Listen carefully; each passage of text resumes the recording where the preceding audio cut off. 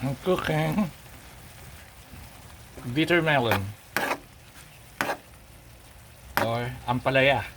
In Spanish, Amargoso. So it's a guisado con berenjenas with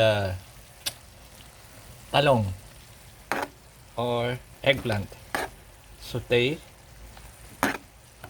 with tomatoes,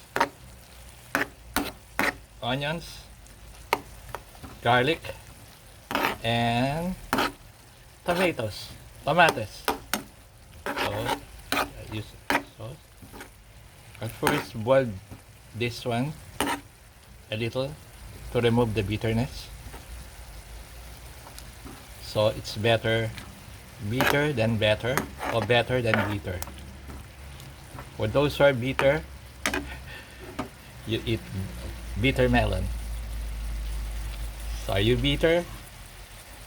You better eat this because this is rich in vitamins and minerals, antioxidants.